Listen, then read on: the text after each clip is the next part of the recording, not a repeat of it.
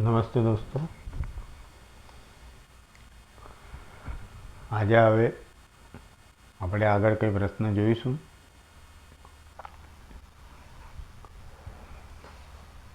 કન્યા લગ્નની ખોખા કુંડલી, જન્મ કુંડલી કયો, ખોખા કુંડલી કયો, લગ્ન કુંડલી કયો. 3 પ્રશ્ન અને તેના જવાબ સમજીશું. પ્રશ્ન છે, સંતાન સુખ પ્રાપ્ત થઈ શકશે?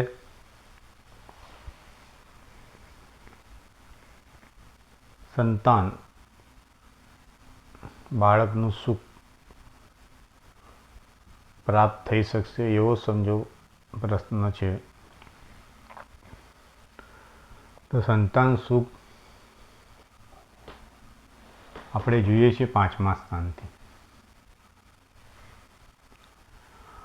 તેમાં જોઈશું 5મું સ્થાન પંચમેશ, શુભ ગ્રહો બળવાન બની શુભ સ્થાને પરસ્પર એકબીજાથી સંબંધિત થવા જોઈએ.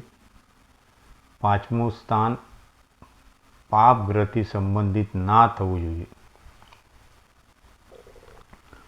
5મું સ્થાન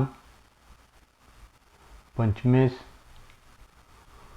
શુભ ગ્રહોથી સંબંધિત થવું જોઈએ. 5મું સ્થાન જેમાં મકર રાશિ આવી છે, એ 5મા સ્થાનમાં જોશો તો શુક્ર અને ગુરુ બેઠા છે. એટલે 5મું સ્થાન એમ કહેવાય કે શુભ ગ્રહોથી સંબંધિત છે. 5મું સ્થાન પંચમેશ, પહેલાં તો 5મું સ્થાન શુભ ગ્રહોથી સંબંધિત છે એમ કહેવાય, કેમ કે શુભ ગ્રહો 5મા સ્થાનમાં બેઠા છે, શુક્ર અને ગુરુ. એટલે એમ કહેવાય 5મા સ્થાનથી સંતાન પ્રાપ્તિ થઈ શકશે. અને પંચમેશ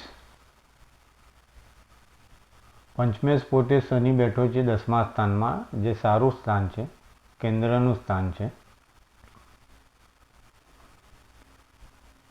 અને પંચમેશ પર શુભ ગ્રહ બુધની 7મી દ્રષ્ટિ પડે છે. પંચમેશ પર બુધની 7મી દ્રષ્ટિ પડે છે. એમ તો સૂર્યની પણ 7મી દ્રષ્ટિ પંચમેશ પર પડે છે, શનિ ઉપર. સૂર્ય પોતે અશુભ ગ્રહ છે, પાપ ગ્રહ કયો, અશુભ ગ્રહ કયો. તે સૂર્યની 7મી દ્રષ્ટિ શનિ ઉપર 10મા ભાવ પર પડે છે. અહીંયા ઓવરઓલ જોશે તો 5મું સ્થાન તો શુભ ગ્રહથી 2 શુભ ગ્રહથી સંબંધિત છે. એક શુભ ગ્રહ બુધની દ્રષ્ટિ શનિ ઉપર પંચમેશ પર પડે 7મી દ્રષ્ટિ, અને સૂર્યની એક 7મી દ્રષ્ટિ જે અશુભ ગ્રહ છે. તો ઓવરઓલ 80 થી 85% એમ કહેવાય કે સંતાન સુખ સારું મળશે. ફક્ત અશુભ ગ્રહ સૂર્યની 7મી દ્રષ્ટિ શનિ ઉપર પડે છે, એક બસ.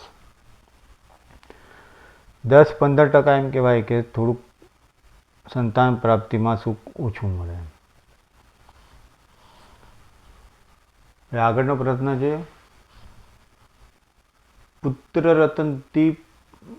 પુત્ર રતનની પ્રાપ્તિ થશે કે નહીં?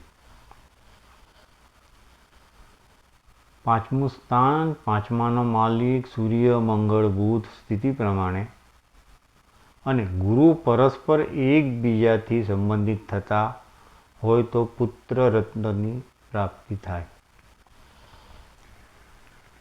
પહેલાં તો 5મું સ્થાન, 5મા સ્થાને ગુરુ પોતે કારક તરીકે, ગુરુ પોતે 5મા સ્થાનમાં બેઠો છે, પણ ગુરુનો સંબંધ સૂર્ય, મંગળ અને બુધથી અથવા 5માના માલિક સાથે. કેમ સૂર્ય, મંગળ ને બુધ? સૂર્ય મંગળ એ પુરુષવાચક ગ્રહ છે. પુત્ર રત્નની પ્રાપ્તિ માટે પુરુષવાચક ગ્રહ સાથે સંબંધ થવા જરૂરી છે. માટે પાંચમું સ્થાન અથવા પંચમેશ માલિક શનિ, જેની ઉપર સૂર્યની દ્રષ્ટિ પડે છે, 7મી દ્રષ્ટિ, અને મંગળ પોતે 8મા સ્થાનમાં બેઠો છે. એની 5મા સ્થાન ઉપર કોઈ દ્રષ્ટિ નથી મંગળની, કે પંચમેશ સાથે બી કોઈ પરસ્પર સંબંધ નથી શનિ સાથે. માટે અહીંયા તમે એમ કહી શકો કે પુરુષવાચક ગ્રહ જે છે, અહીંયા બુધ બી લીધો છે સ્થિતિ પ્રમાણે, બુધની બી 7મી દ્રષ્ટિ પંચમેશ શનિ ઉપર. અહીંયા એમ કહી શકો કે સૂર્યની દ્રષ્ટિ 7મી દ્રષ્ટિ શનિ ઉપર પંચમેશ પર છે. તેથી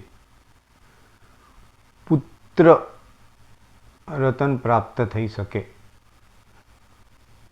આ જાતકને પુત્ર રતન પ્રાપ્ત થઈ શકે એક સૂર્યની 7મી દ્રષ્ટિ પંચમેશ પર છે, એ માટે એમ તમે કહી શકો. હવે જોઈશું પુત્રી સુખ પ્રાપ્ત થશે કે નહીં.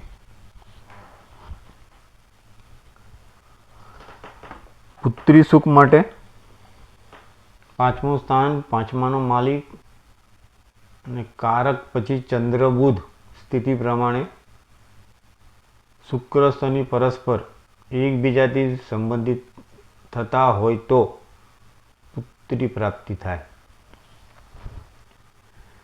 કેમ કે સ્ત્રીવાચક ગ્રહમાં ચંદ્ર, શુક્ર, શનિ ને બુધ આ સ્ત્રીવાચક ગ્રહ કહેવાય છે.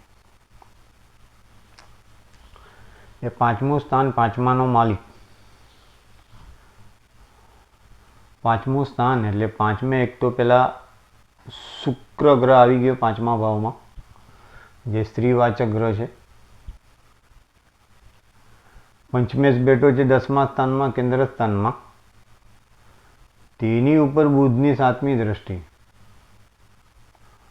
બુધ સ્ત્રીવાચક ગ્રહ અને શનિ પોતે પણ સ્ત્રીવાચક, જે 5માનો માલિક છે. અને શુક્ર પોતે 5મા ભાવમાં બેઠો છે. તેથી તમે એમ કહી શકો કે પુત્રી સુખ પ્રાપ્ત થઈ શકે. 5મું સ્થાન, 5માના માલિક સાથે બુધની 7મી દ્રષ્ટિ, 5મા ભાવ પર શુક્ર પોતે બેઠો છે. 5મા સ્થાનનો માલિક શનિ પોતે થાય છે. અને તેથી પુત્રી સુખ પ્રાપ્ત થઈ શકે તેમ કહેવાય. સંતાન પ્રાપ્તિ માટે આપણે 5મું સ્થાન જોવાય, જેની ઉપર આપણે 3 પ્રશ્ન જોયા. સંતાન સુખ માટે, પુત્ર રતન માટે અને પુત્રી સુખ માટે, જેના જવાબ આપણે જોયા. 5મું સ્થાન પંચમેશ સાથે પહેલાં તો ગુરુ સંબંધિત થાય. ગુરુ તો સંતાન પ્રાપ્તિ માટે છે, એટલે ગુરુ તો બેઠો જ છે 5મા ભાવમાં. કોઈ બી પાપ ગ્રહથી 5મું સ્થાન સંબંધિત થતું નથી. માટે સંતાન પ્રાપ્તિ થાય એમ કહેવાય. અને પુત્ર રતન માટે સૂર્ય, મંગળ અને ગુરુ બી, સૂર્યની 7મી દ્રષ્ટિ બી શનિ ઉપર પડે છે જન્મ કુંડલીમાં. તેથી પુત્ર રતન પણ થશે. અને પુત્રી પ્રાપ્તિ માટે ચંદ્ર, બુધ, શુક્ર, શનિ. બુધની 7મી દ્રષ્ટિ બી શનિ ઉપર પડે છે. અને શુક્ર પોતે બી 5મા ભાવમાં બેઠો જ છે. અને પંચમેશ પોતે શનિ. તો પુત્રી પ્રાપ્તિ પણ થશે. એટલે સંતાનમાં પુત્ર પણ અને પુત્રી પ્રાપ્તિ પણ થશે. તેમ તમારે કુંડલીમાં ફળકથન કરવાનું રહેશે. આ રીતે તમે સહેલાઈથી ફળકથન કરી શકશો કોકા કુંડલીમાંથી. તમને મારો વિડીયો ગમે તો લાઈક કરજો અને ના ગમે તો ડિસલાઈક કરજો. આપણે આગળ બી ઘણા પ્રશ્નો જોઈશું અને એના જવાબ પણ સમજીશું. ધન્યવાદ.